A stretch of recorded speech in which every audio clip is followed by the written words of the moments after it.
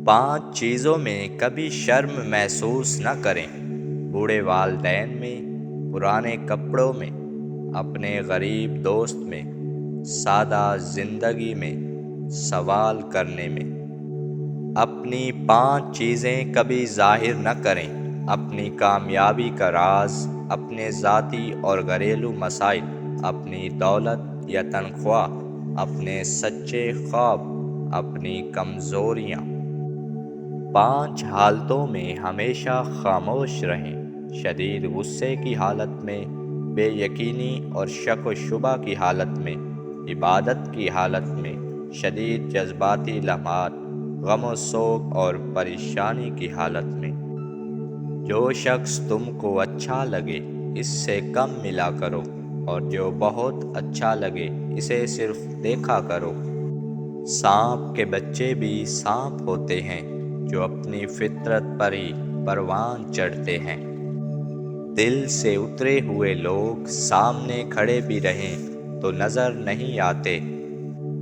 لوگ اپنی پریشانیوں سے نہیں بلکہ دوسروں کی خوشیاں دیکھ کر پریشان ہیں۔ مشکلوں سے لڑنا نہیں بلکہ سنبھل کر گزرنا سیکھو، ورنہ آپ کی شخصیت تباہ ہو جائے گی۔ باتیں تب تک سمجھ نہیں آتی جب تک خود پر نہ گزریں۔ اگر آپ برائیوں پر قابو پانا چاہتے ہیں تو سچ بولنا شروع کر دیں۔ ہمیشہ اس وقت بولیں جب آپ کو احساس ہو کہ آپ جو الفاظ کہنے جا رہے ہیں آپ کی خاموشی سے زیادہ خوبصورت ہیں۔ آپ اگر کسی کی خوشی کا ذریعہ نہیں بن سکتے تو کسی کے غم کا سبب نہ بنیں۔ آپ زندگی سے بھلے خوش نہ ہوں، پر کچھ لوگ ایسے بھی ہیں جو آپ جیسی زندگی جینے کے لیے ترستے ہیں۔ زندگی کو ہمیشہ مسکرا کر گزارو، کیونکہ تم نہیں جانتے یہ کتنی باقی ہے۔ جو انسان ہر وقت سب کی خوشی چاہتا ہے، سب کے بارے میں اچھا سوچتا ہے، سب کا خیال رکھتا ہے، وہی انسان زندگی میں سب سے زیادہ اکیلا رہ جاتا ہے۔ ہر چیز نصیب سے نہیں ملتی، کچھ چیزیں دعاؤں سے ملتی ہیں۔ حسد دراصل خود اعتمادی کی کمی کا نام ہے۔ دوست وہی ہوتا ہے جو اپنی پریشانی میں بھی آپ کی پریشانی کا خیال رکھے۔ خوشیوں کو تعلق آپ کے حالات سے نہیں، آپ کے فیصلوں سے ہے۔ برائی کا تہذیب اور فیشن بن جانا کسی معاشرے کی بگاڑ کی آخری حد ہوتی ہے۔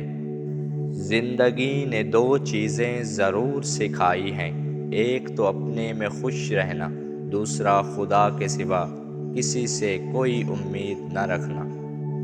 وقت ثابت کر ہی دیتا ہے کہ خدا کے فیصلے کبھی غلط نہیں ہوتے۔